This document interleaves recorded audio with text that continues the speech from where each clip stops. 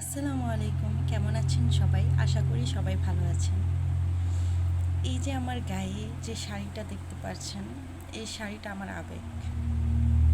এই শাড়িটা আমি সে ছোট থেকে পছন্দ করতাম, কারণ এটা হচ্ছে আমার মায়ের শাড়ি।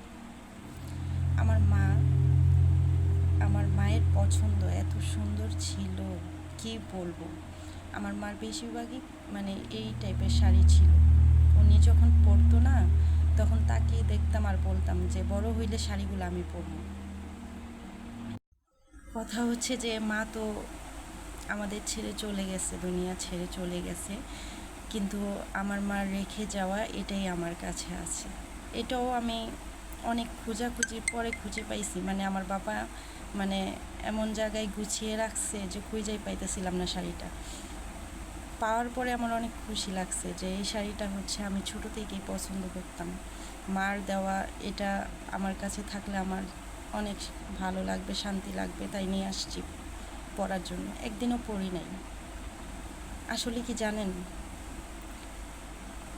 মা না থাকলে এবং পরিবার দূরে থাকলে একটা মেয়ে যখন শ্বশুর বাড়িতে যায়, তখন তার স্বামী হচ্ছে তার আপনজন।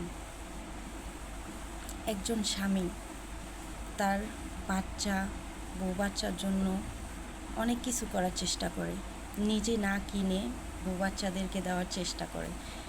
তাই আমরা কিছু কিছু মেয়ে আছি যে স্বামীদেরকে প্যারা দিই ঈদ আসলে, যে আমাকে এটা কিনে দেবো, ওইটা কিনে দেবো। এটা ঠিক না।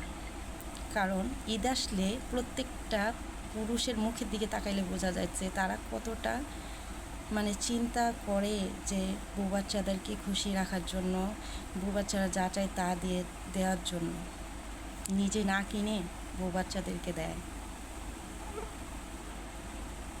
আর আমরা তা বুঝি না।